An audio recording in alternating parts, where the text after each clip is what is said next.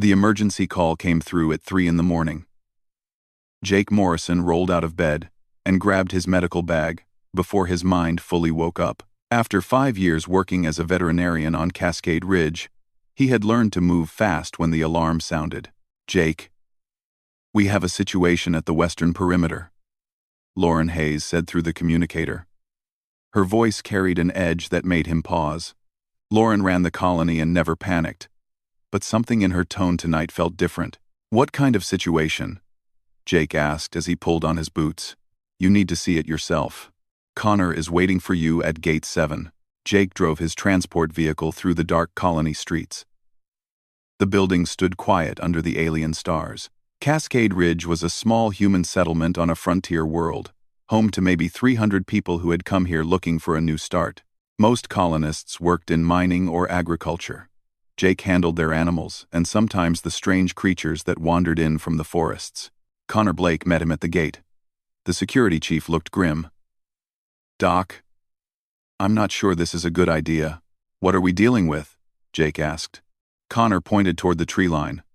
"Something big crashed through the barrier about an hour ago. It's bleeding badly. I sent a drone to check it out." He pulled up a video feed on his tablet. Jake leaned in and felt his breath catch. The creature sprawled among the trees was massive, easily twice the size of an earth tiger. Its fur shimmered gold even in the darkness, reflecting light like metal. "Is that what I think it is?" Jake whispered. "A Valtharan golden tiger," Connor confirmed. "Which means we have a huge problem. These things come from a restricted world. We're not supposed to have any contact with them." Jake studied the image. The creature's side showed deep gashes, and dark blood pooled beneath it. "It's dying." "I know, but if we get involved, we could face serious legal trouble. The Valtharans don't mess around when it comes to their sacred animals, so we just let it die?" Connor sighed. "I'm telling you the risks. What you do is your choice." Jake loaded his medical supplies into a smaller vehicle. "I didn't become a vet to watch animals suffer. Let's go." They drove through the gate and into the forest. The golden tiger lay in a small clearing, its breathing shallow and rapid. Up close, the creature was even more impressive. Its fur held patterns that seemed to flow and shift. Intelligence burned in its amber eyes as it watched them approach. "Easy," Jake said softly. "I'm here to help." Connor kept his weapon ready. Those claws could cut through steel. "Be careful." Jake moved slowly, letting the tiger see his hands. The creature growled low in its throat but didn't attack. Pain and exhaustion had weakened it beyond aggression. The wounds were worse than the drone footage showed. Something with incredible force had torn through the tiger's hide. Jake couldn't tell if another animal or a weapon had caused the damage. He opened his medical kit and prepared antiseptic. "This might hurt," he told the tiger, knowing it probably couldn't understand him. "But I need to clean these wounds." The tiger's eyes fixed on his face. Jake had worked with dangerous animals before, but he had never felt such intense awareness from a creature. This was not just an animal. Something deeper looked back at him. He began cleaning the first wound. The tiger tensed but held still. Jake worked carefully, removing dirt and debris. The creature's blood was darker than earth animals, almost black in the dim light. "You're doing great," Jake murmured. He had always talked to his patients. Something about a calm voice seemed to help them stay relaxed. Connor watched from a safe distance. "I've called Lauren. She's not happy about this." "She'll understand," Jake said, though he wasn't entirely sure. He applied a healing gel that worked on most alien biology. Human medicine had advanced rapidly since people started spreading across the galaxy. The trick was adapting treatments for different species. The tiger's breathing began to slow as the pain medication took effect. Jake stitched the worst lacerations, his hands steady despite the danger. One wrong move and those claws could end him, but the creature seemed to understand he was helping. An hour passed. Jake treated each wound with care. The tiger never attacked, never even tried. It simply watched him with those knowing eyes. "There," Jake said finally. "That should hold. You need rest and food, but you'll make it." Lauren arrived with 2 other security officers. She took one look at the golden tiger and shook her head. "Jake, do you have any idea what you've done?" "Saved a life," he said simply. "You've saved a Valtheran golden tiger." "Do you know what that means?" "The Valtherans are one of the most powerful species in the galaxy. Their tigers are sacred to them. If they find out we have one here, they'll think we stole it or hurt it. Then we tell them the truth. We found it injured and helped it." Lauren rubbed her temples. "It's not that simple. There are laws about contact with restricted species. We could lose our colony charter over this." Connor spoke up. "For what it's worth, I don't think we had a choice. That thing would have died without treatment." The tiger raised its head slightly, looking at each of them in turn. Jake could swear it understood their conversation. "We need to report this," Lauren said. "I'll contact the Frontier Authority in the morning. Until then, can you keep it stable?" "I'll stay with it," Jake offered. "It needs monitoring anyway." The others left, but Connor remained. "I'll keep watch, just in case." Jake sat near the tiger, checking its vital signs regularly. The creature's breathing had improved. The bleeding had stopped. Against all odds, his treatment was working. "Who hurt you?" Jake asked quietly. "What happened out there?" The tiger's eyes closed slowly, then opened again. If Jake didn't know better, he would say it was trying to communicate. He thought about Lauren's concerns. She was right about the risks. Interfering with a protected species could bring down serious consequences. But Jake had never been able to turn away from a suffering animal. His father had been the same way, treating stray dogs in their neighborhood even when they had no money for it. "Whatever happens," Jake told the tiger, "I'm glad I could help you." Dawn began to break over the forest. The alien sun rose red and huge on the horizon. The golden tiger's fur caught the light and blazed like fire. Jake understood why the Valtherans considered these creatures sacred. Connor brought coffee from the colony. "You should get some rest." "I can watch it for a while." "I'm okay," Jake said. "I want to make sure it stays stable." The security chief sat down beside him. "You know this changes everything, right? Once word gets out that a human saved a golden tiger, people are going to pay attention." "I just wanted to help an injured animal." "I know. But that's not how the galaxy is going to see it. The Valtherans worship these tigers. You did something their own medicine probably couldn't do." Jake looked at the sleeping creature. "I just used basic veterinary care." "Basic human veterinary care," Connor corrected. "Which apparently works better than we thought." The tiger's breathing remained steady and strong. Against all expectations, it was going to survive. Jake allowed himself a small smile. Whatever trouble came from this, at least one life had been saved. He had no idea that this single act of compassion would echo across the entire galaxy. 3 days passed. The golden tiger grew stronger with each hour. Jake had moved it to a secure area near the colony medical center where he could provide constant care. He brought it meat from the colony stores and water from the clean springs. The creature ate carefully at first. Then, with growing appetite, Jake named it Blaze because of how its fur caught the light. He knew he probably shouldn't get attached, but he couldn't help it. The tiger showed remarkable intelligence. It seemed to understand when Jake explained what he was doing. When he changed bandages, Blaze would position itself to make the work easier. "You're not like any animal I've ever treated," Jake told it during one examination. "There's something more going on in that head of yours." Lauren stopped by each morning with updates. The Frontier Authority had logged their report but hadn't responded yet. The silence worried her more than any official response would have. On the 3rd evening, Jake discovered something strange. While checking Blaze's healing wounds, his scanner picked up unusual readings. He ran the scan again, focusing on the tiger's head and spine. "Connor, come look at this," Jake called. The security chief studied the scanner display. "Are those implants?" "Neural implants," Jake confirmed. "Very advanced ones. This isn't just a wild animal. Someone enhanced it. The Valtherans? Has to be. These implants are way beyond our technology." Jake looked at Blaze with new understanding. "That's why you're so smart," You're connected to something, aren't you? Blaze made a sound that wasn't quite a growl or a purr. It felt like acknowledgement. The next morning, everything changed. Lauren burst into the medical center with her face pale. They're here. Who's here? Jake asked. A Valtheran ship. They just entered orbit and demanded permission to land. Jake's stomach dropped. Already? They must have been tracking the Tiger somehow. Those implants probably have a locator. Within an hour, a Valtheran shuttle touched down at the colony landing pad.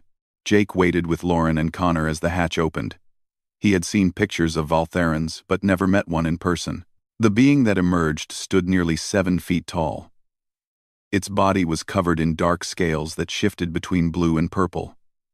2 pairs of eyes dominated its angular face, and its hands ended in clawed fingers. The Valtheran wore ceremonial armor that marked it as someone important. I am Threllax of the warrior clan Morveth, the alien announced in heavily accented English. I am told you have found something that belongs to my family. Lauren stepped forward. Ambassador, welcome to Cascade Ridge. We did find an injured creature 3 days ago. Our veterinarian has been treating it. Threllax's 4 eyes fixed on her. Where is the golden tiger? This way, Jake said. I'll take you to it. They walked to the medical center in tense silence. Jake could feel the anger radiating from Threllax. The Valtheran clearly expected the worst. Jake opened the door to the recovery room. Blaze lay on a padded platform, its wounds healing cleanly. The tiger raised its head at their entrance and made a sound that resembled a greeting. Threllax froze in the doorway. The alien's breathing changed, becoming faster. That is, Blaze Tor, companion of my bloodline. How did you capture it? We didn't capture it, Jake said firmly. It was dying in the forest. I treated its wounds. You lie. Humans are not capable of treating Valtheran biology. Look at the wounds, Jake insisted. They're healing. I used a combination of Earth-based veterinary medicine and some alien pharmaceutical compounds. It wasn't easy, but it worked. Threllax moved closer, examining Blaze carefully. The tiger stood and walked to its companion. The Valtheran placed a clawed hand on Blaze's head, and they seemed to communicate silently. The neural link confirms your story, Threllax said slowly. Blaze Tor shows me what happened. You found it injured. You approached despite the danger. You treated the wounds through the night. That's right, Jake said. Threllax turned to face him fully. This makes no sense. Valtheran medical technology could not have saved Blaze Tor from those injuries. I scanned the damage through our link. The trauma was too severe. Yet you, a human with primitive tools, succeeded where our advanced medicine would have failed. How? Jake shrugged. I used what I had available. I cleaned the wounds, stopped the bleeding, sutured where necessary, and applied broad-spectrum healing gel. Then I monitored for infection and made sure Blaze stayed hydrated and fed. Simple techniques, Threllax said with obvious disbelief, yet they worked. Sometimes simple is better. I've learned that complex problems don't always need complex solutions. You just need to understand what the body needs and provide it. Blaze moved between them, looking from Jake to Threllax. The tigers seemed to be trying to communicate something. Blaze Tor says you showed great courage, Threllax translated. It says you spoke kindly even when afraid. It says you treated it with respect. Of course I did, Jake said. Why wouldn't I? Because to most species, Blaze Tor is simply an animal. A dangerous predator to be feared or avoided. Even among my people. The golden tigers are valued, but not always understood as individuals. Blaze is clearly intelligent, Jake said. Anyone can see that. Threllax studied him for a long moment. You risked your life to save a creature you had never seen before. A creature that belongs to another species. This is not behavior I expected from humans. Lauren spoke up. We believe all life has value, Ambassador. That's one of our core principles. Noble words, Threllax said. But I have seen many species speak noble words while acting differently. Your human here acted without thought of reward or recognition. He simply saw suffering and chose to help. That's what any decent person would do, Jake said. No, Threllax replied. It is not. I have traveled many worlds and met many species. Most would have reported the tiger and waited for authority to handle it. Some would have tried to capture it for profit. Others would have killed it out of fear. Very few would risk themselves to help. Connor had remained quiet during the exchange, but now he asked, "What happens now? Are we in trouble for treating Blaze?" Threllax was silent for a long time. Finally, the alien spoke. By law, contact with protected species carries serious penalties. My people could demand your colony be shut down. They could imprison everyone involved. Jake felt his heart sink. He had saved Blaze, but maybe he had doomed the colony in the process. However, Threllax continued, Blaze Tor lives because of this human's actions. By Valtheran law, a life debt has been created. This supersedes other concerns. Dr. Morrison, you have earned the gratitude of the Morveth clan. I don't need gratitude, Jake said. I just wanted to help. That is precisely why you have it, Threllax replied. I must return to the homeworld and report this situation. The council will want to know how human medicine succeeded where ours could not.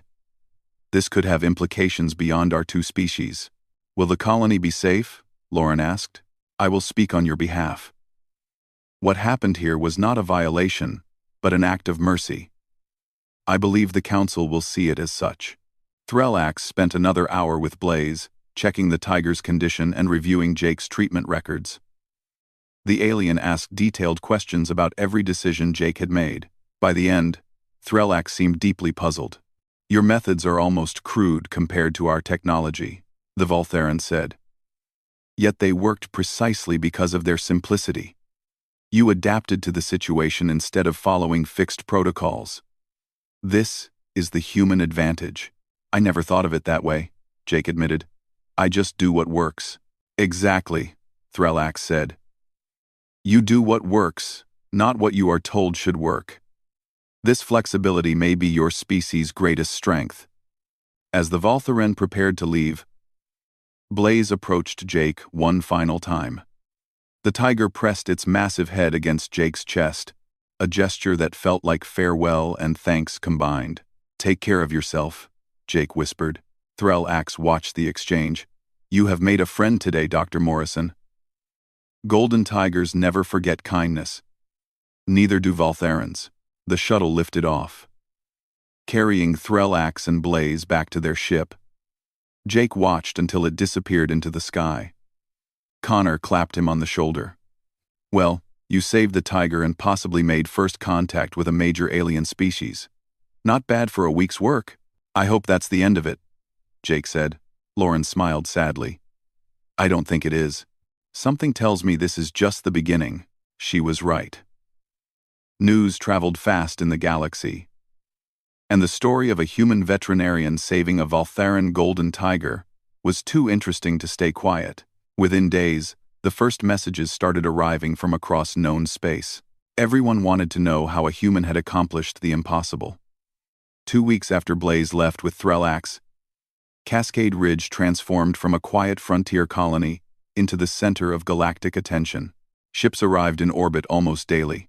Diplomats, scientists, and journalists from a dozen different species all wanted to meet the human who had saved a golden tiger. Jake tried to continue his normal work, but interruptions made it nearly impossible. Every day brought new requests for interviews, demonstrations, or explanations of his techniques. Lauren hired extra security just to manage the visitors. This is crazy, Jake complained during a rare quiet moment. I just treated an injured animal. Why does everyone care so much? Lauren pulled up a data screen. Because you did something nobody else has done. The Valtherans are known across the galaxy as having the most advanced medical technology. If their medicine couldn't save Blaze, but yours could. People want to understand why. It was luck and basic care, Jake protested. Maybe. But that's not how the galaxy sees it. You've become a symbol of human capability. The situation escalated when the Galactic Medical Oversight Committee announced an official investigation. A ship carrying the committee's leader, Council Prime Jetra, arrived within the month. The being was a member of the Kareth species, resembling a large mantis with translucent wings and compound eyes. Jake met Jetra in the colony conference room. The Council Prime spoke through a translation device that made its voice sound hollow and mechanical. Dr. Morrison, I am here to understand how you treated the Valtheran Golden Tiger. Your success has raised important questions about human medical practices. Loan. O2 I am self. I'll answer anything you want to know, Jake said. But I'm not sure I can explain it in a way that will satisfy you. I mostly followed my instincts. Thanks for watching. A mention to the state. Instincts, Jetra repeated. This is not a word we typically associate with proper medical practice. Please describe your exact procedure. Jake walked through everything he had done that night. He explained his assessment of the wounds, his choice of treatments, and his reasoning for each decision. Jetra listened without interruption, its compound eyes reflecting light in strange patterns. When Jake finished, Jetra remained silent for a long time. Finally, the Council Prime spoke. You violated 17 established protocols for treating unknown species. You used medications not certified for Valtheran biology. You performed procedures without proper scanning equipment. By all standards of galactic medicine, what you did should have failed. But it didn't fail, Jake said quietly. No, it did not. That is what troubles the committee. We have spent thousands of years developing safe, tested medical protocols. Yet you ignored all of them and succeeded. This suggests either extraordinary luck or that our protocols are somehow inadequate. Or maybe both approaches have value, Jake suggested. Your protocols probably work great most of the time, but what about emergencies where you don't have time for proper scanning? What about situations where the patient is a species you've never treated before? Then we consult databases and follow the closest matching protocol, Jetra explained.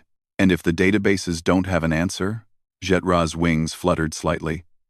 Then we proceed with extreme caution and minimal intervention, which means the patient might die while you're being cautious, Jake said.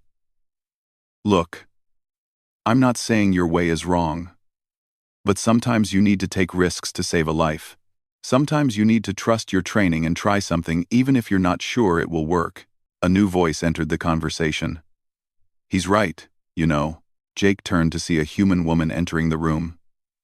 She was in her 40s with short dark hair and wore the uniform of the Human Medical Service. He recognized her immediately. Dr. Ashley Kim, Jake said, surprised. I didn't know you were here. I arrived this morning, Ashley said.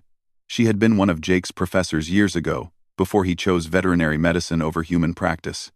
The Human Medical Council asked me to support you during this investigation. She turned to Jetra. Council Prime, I've brought data that might interest you. We've been tracking human medical interventions across frontier worlds for the past decade. The results are remarkable. Ashley pulled up a display showing statistics and case studies. In situations involving unknown alien biology, human doctors have a 73% success rate. This is significantly higher than the galactic average of 48%. How is this possible? Jetra asked. Because humans are good at adapting, Ashley explained. We come from a world with incredible biological diversity. Earth has millions of different species, all with unique biology. Human medicine evolved to be flexible and creative because we had to treat everything from insects to whales. When we went to space, we applied the same approach. Jake watched as Ashley presented case after case. A human doctor on the mining world of New Perth had saved an alien child using a treatment adapted from canine medicine. Another human had treated a silicon-based life form by recognizing similarities to Earth crystals. The examples went on and on. You're saying human medicine is superior to established galactic practices? Jetra asked, its tone difficult to read. No, Ashley said firmly. I'm saying it's different. Galactic medicine relies on precision, protocols, and tested procedures. Human medicine relies on observation, adaptation, and sometimes guessing. Both approaches have value. But in frontier situations, where the unexpected happens regularly, the human approach has advantages. Jetra turned back to Jake.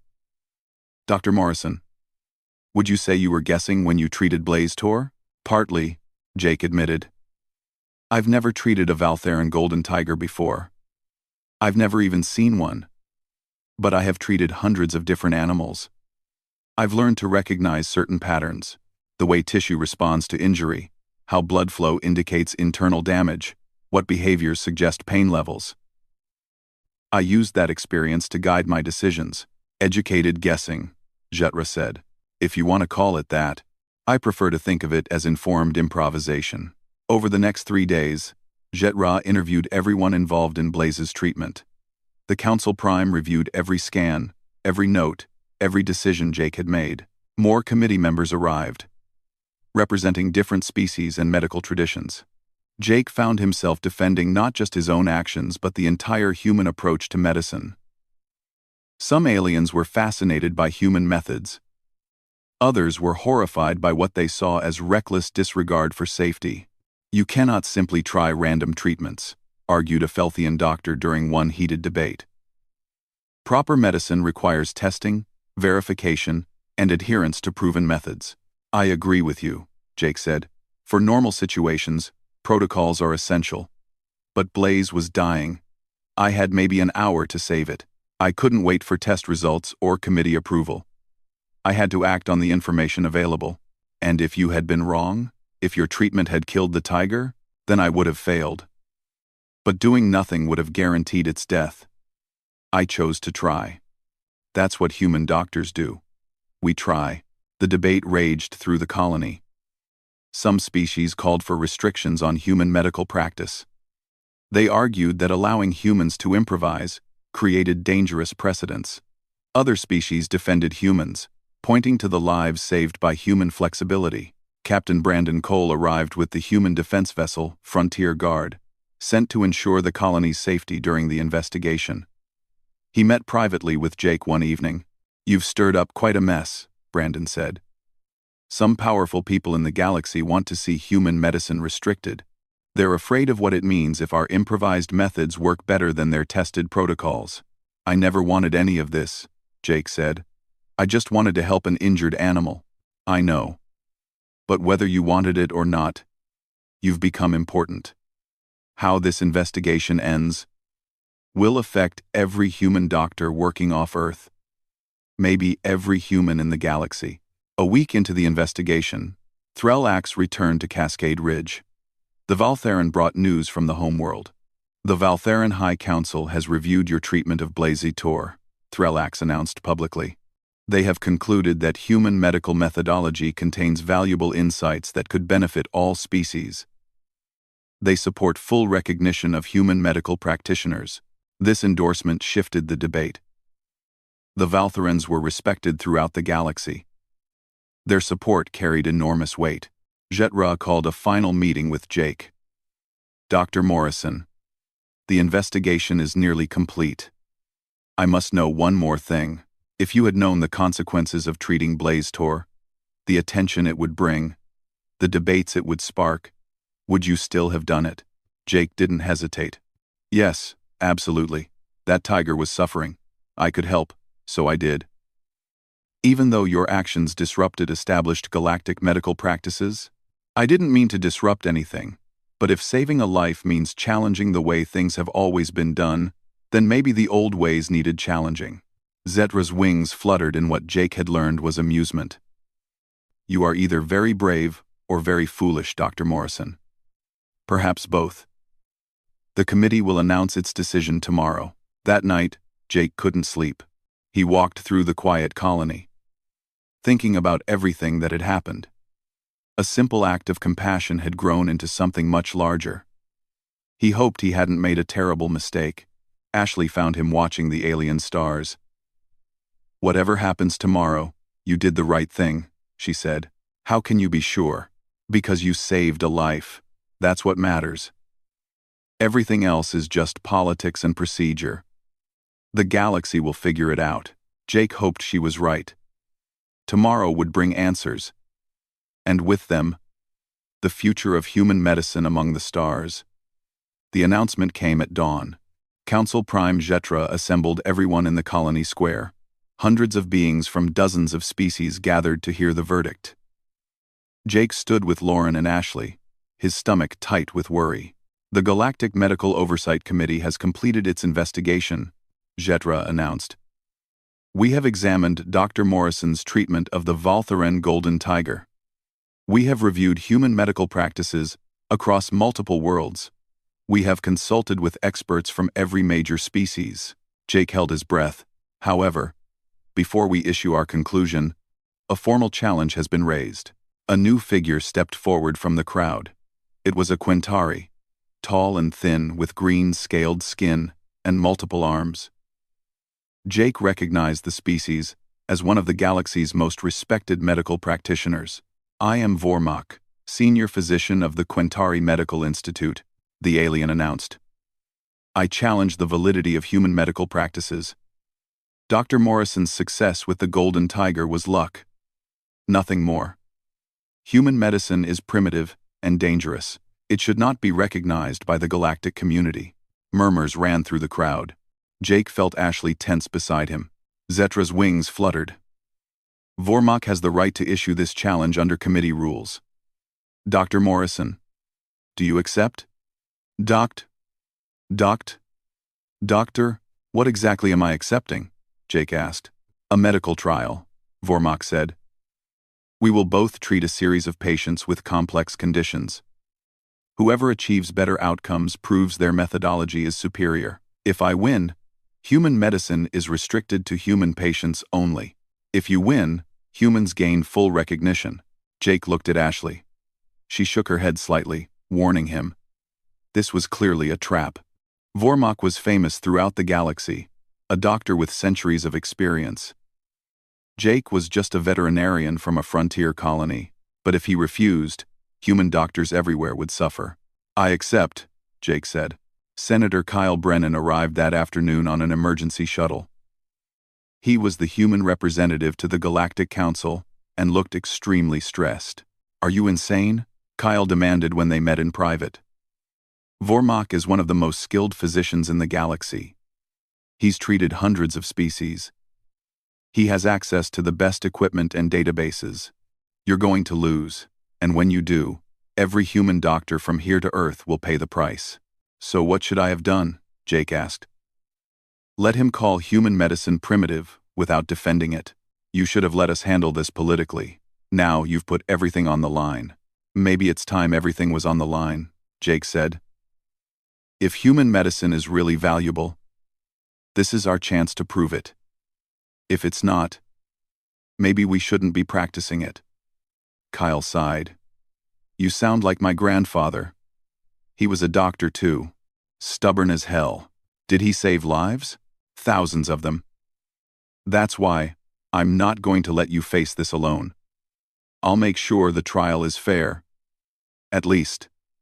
The trial was set up in the Colony Medical Center, expanded to accommodate the judges and observers. 5 patients were brought in, each with a different medical crisis that standard protocols had failed to solve. The committee chose cases specifically because they were unusual and difficult. Jake met his temporary assistant, Nicole Chen, a human nurse who had volunteered to help. She was young but experienced, having worked on 3 different frontier worlds. I've heard about you, Nicole said. The vet who saved a golden tiger. Pretty impressive. I just did my job, Jake said. That's what makes it impressive. You ready for this? Not even a little bit. The first patient was a Felthian child with a degenerative neural condition. Standard treatment had slowed the progression, but couldn't stop it. Vormak examined the child using advanced scanning equipment, then consulted his medical database for several hours. Jake approached the examination differently. He talked to the parents, learning about the child's symptoms and when they appeared. He observed the child's behavior, noting small details about movement and response. Nicole helped him run basic blood work and tissue samples. The database suggests a progressive treatment using neural regeneration therapy, Vormak announced.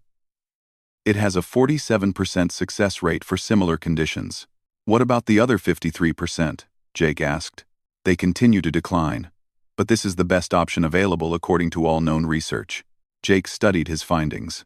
Something about the child's symptoms didn't match the standard diagnosis. The progression was wrong. The timing was off. I don't think this is a degenerative condition, Jake said slowly. I think it's a toxin. Vormak's scales rippled. Impossible. The child has been thoroughly tested. No toxins were found. Not an external toxin, something the child's body produces naturally. Look at these enzyme levels. They're way too high. I think there's a genetic mutation causing the body to create a compound that attacks the nervous system. That is speculation without evidence, Vormak said. Then let me test it. If I'm wrong, we go with your treatment. If I'm right, we can filter the toxin from the child's blood, and the symptoms should improve. The judges consulted and agreed to let Jake proceed. He worked with Nicole to set up a filtration system, adapted from kidney dialysis equipment. It was crude compared to Galactic technology, but it worked on the principle Jake suspected. After 6 hours of filtration, the child's condition began to improve. Neural function increased. Movement became easier. The parents watched in amazement as their child responded better than it had in months. Vormak examined the results in silence. This is unexpected, he finally said. One down, Jake whispered to Nicole. The second patient was even more challenging. A Kareth adult with multiple organ failures. Both doctors struggled to identify the root cause. Vormak's advanced treatments stabilized 2 organs but couldn't address the systemic problem. Jake noticed something in the patient's history.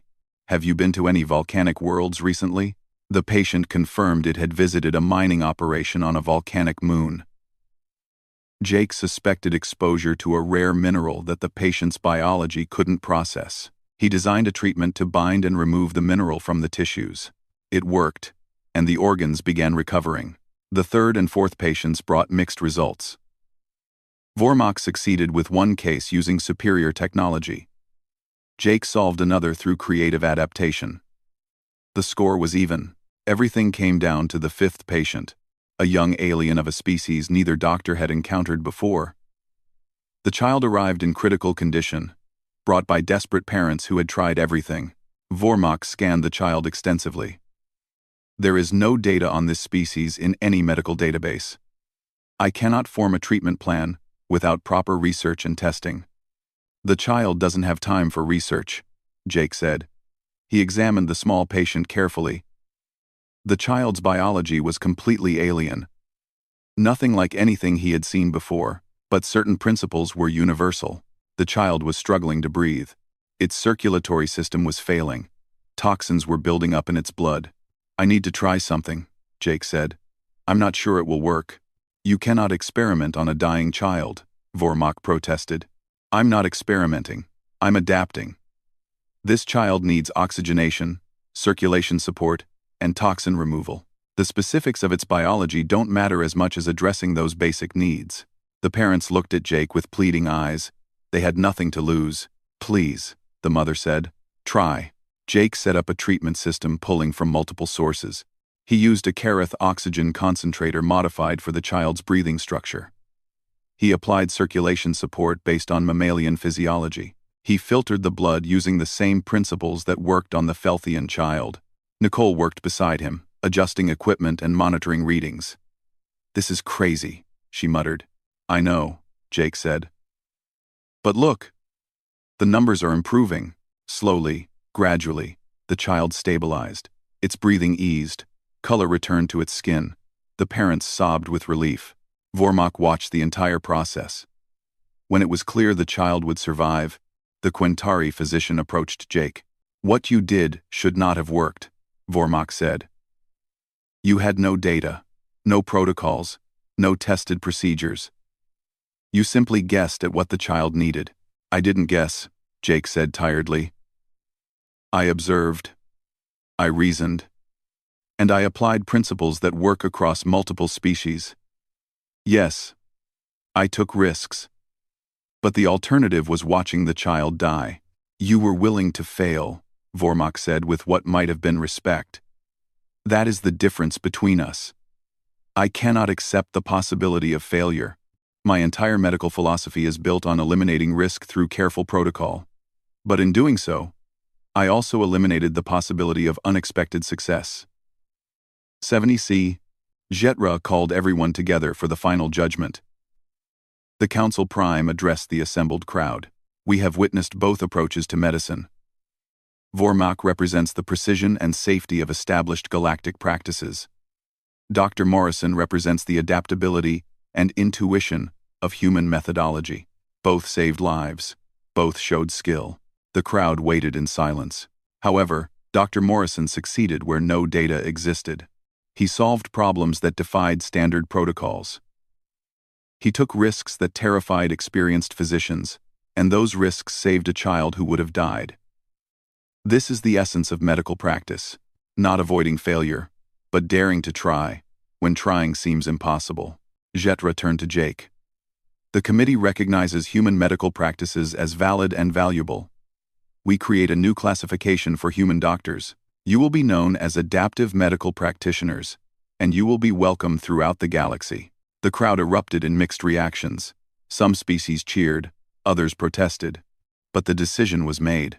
Vormak approached Jake one final time. You have taught me something today. Human. Sometimes the old ways must be challenged. I do not like losing. But I acknowledge your victory was earned.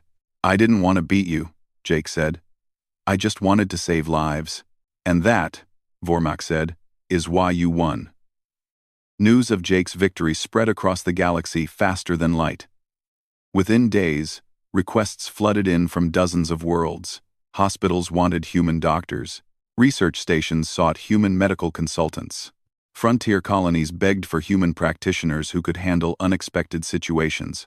Jake stood in the colony medical center and looked at the messages piling up on his screen. Each one represented beings in need. Lives that might be saved if humans were there to help. The responsibility felt overwhelming. You can't answer them all, Lauren said gently.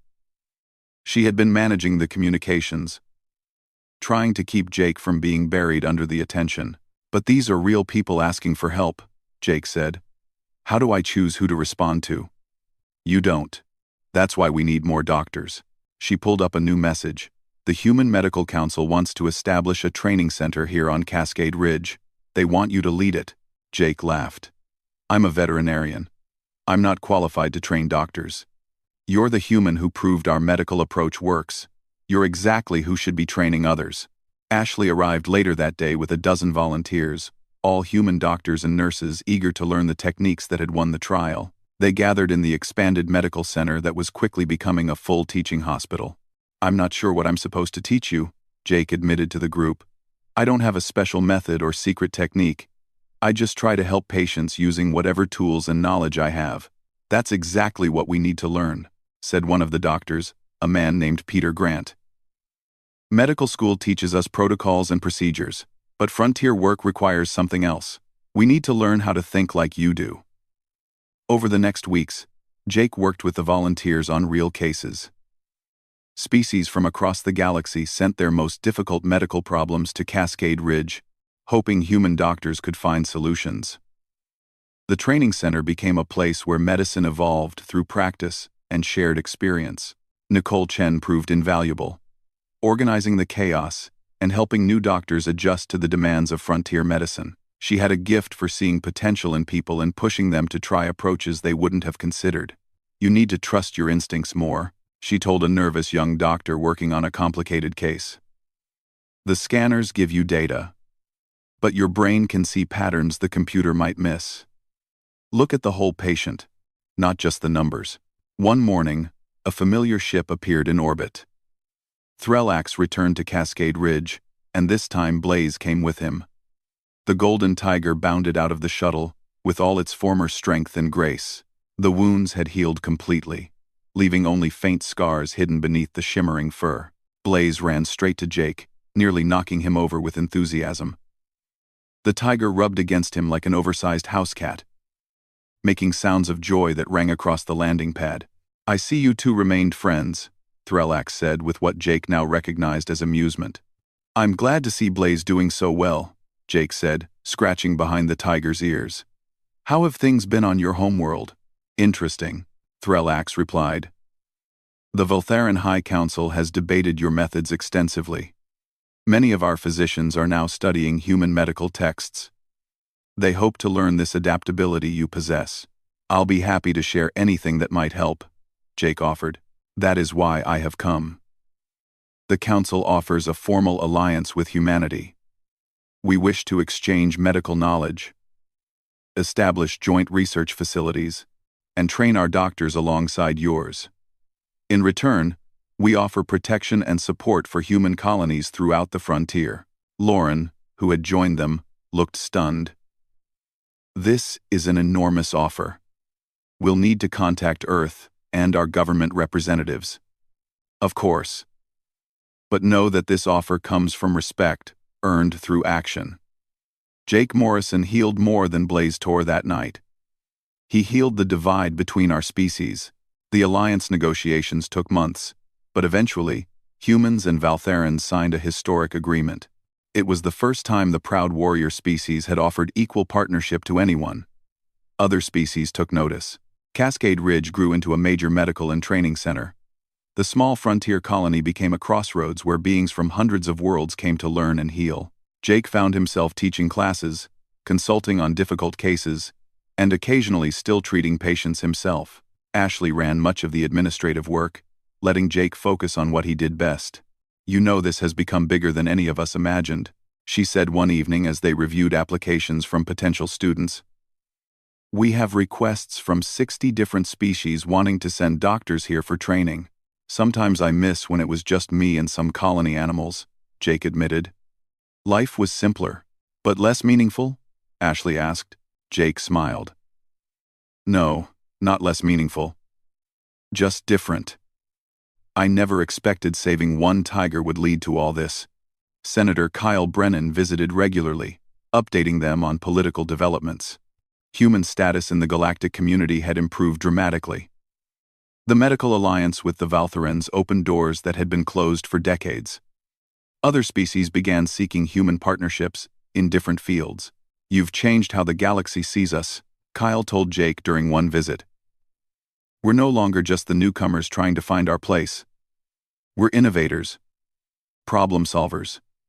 People, species, want as partners. I just wanted to help an injured animal, Jake said. I know. That's what makes the story so powerful. You didn't do it for recognition or advantage. You did it because it was right. That's the message that resonated across the galaxy. On the 6-month anniversary of the trial, Jetra returned to Cascade Ridge. The Council Prime had become a regular visitor. Fascinated by human medical training methods, Dr. Morrison, I must confess something, Jetra said during a private meeting. When I first investigated your treatment of the golden tiger, I hoped to prove human medicine was dangerously reckless. I believed our established systems were superior. And now? Jake asked. Now I understand that different situations require different approaches. Galactic medicine excels at treating known conditions with tested protocols. Human medicine excels at solving new problems through creative adaptation. The galaxy needs both.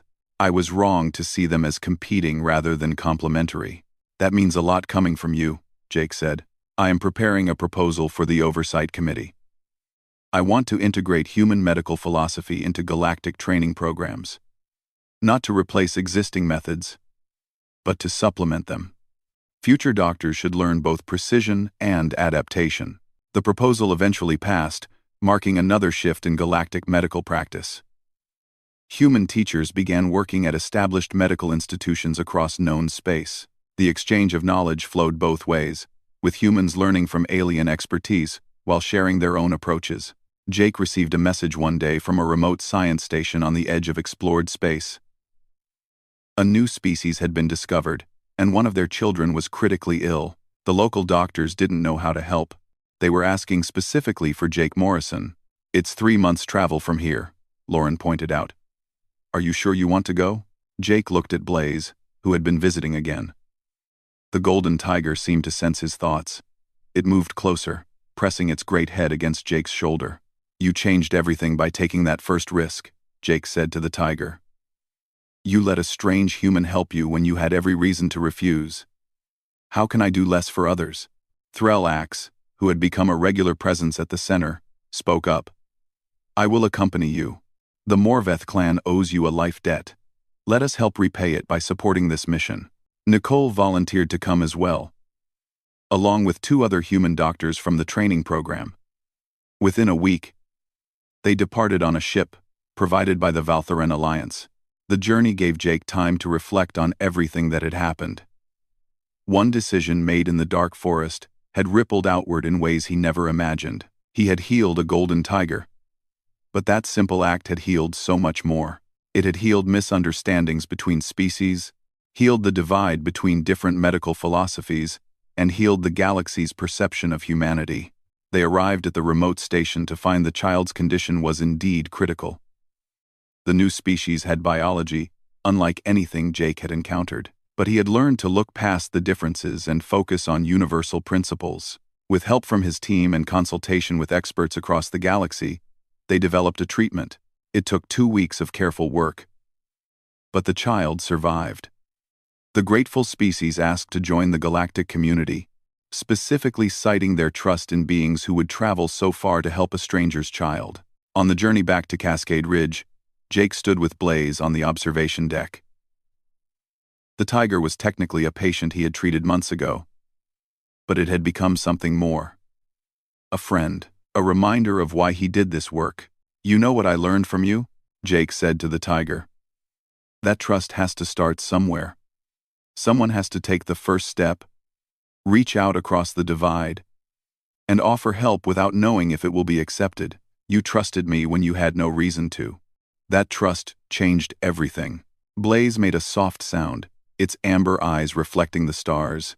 When they returned to Cascade Ridge, Jake found the training center had doubled in size again. Students from 40 different species now studied there, learning medicine that combined galactic precision with human adaptability. The results were remarkable. Graduates went on to save countless lives using approaches that no single medical tradition could have achieved alone. Lauren showed him the latest statistics. The Adaptive Medical Practitioner Program has trained over 500 doctors in the past year. They're working on 200 different worlds. The mortality rate for unusual medical conditions has dropped by 37% in areas with human-trained doctors. "Those are just numbers," Jake said. "Behind each one is a life that continued. A family that stayed together. A child who grew up. That's what really matters." Ashley joined them with more news. "We have a new challenge. The Galactic Council wants to establish 50 more training centers like this one. They're asking if you'll help set up the network." Jake thought about it. Part of him wanted to return to simpler days, treating animals on a quiet frontier colony. But he understood now that his role had evolved. He wasn't just a doctor anymore. He was a bridge between species, a teacher, a symbol of what could be accomplished through compassion and courage. "I'll do it," he said. "But I want to make sure each center maintains the same principle. We're not just teaching medical techniques. We're teaching people to see past differences, to trust their judgment, and to take risks for the sake of others." Years passed. Jake Morrison became known throughout the galaxy, but he never quite got used to the fame. He preferred working with patients and students to giving speeches or attending ceremonies, but he understood that both were necessary. Blaze remained a constant companion when Threlax visited, which happened regularly. The Valtheran and the human had formed a genuine friendship built on mutual respect. They often worked together on difficult cases, combining Valtheran medical technology with human creative problem-solving. One day, an elderly Jake stood in the original medical center on Cascade Ridge where everything began. The building was now a museum, preserved as the birthplace of adaptive medical practice. Visitors from across the galaxy came to see the room where a human veterinarian had treated a golden tiger. A young student approached him, a member of a species that had barely known humans existed when Blaze was injured. "Dr. Morrison, I've studied everything about what you did. I understand the medical techniques, but I don't understand how you had the courage to approach a dying predator that could have killed you. Jake smiled. The truth is, I didn't think about courage. I just saw a living being in pain who needed help.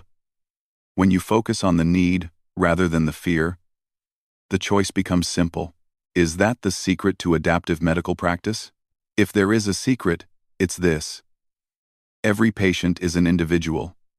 Every situation is unique. And sometimes, the best protocol is to throw away the protocol and do what feels right.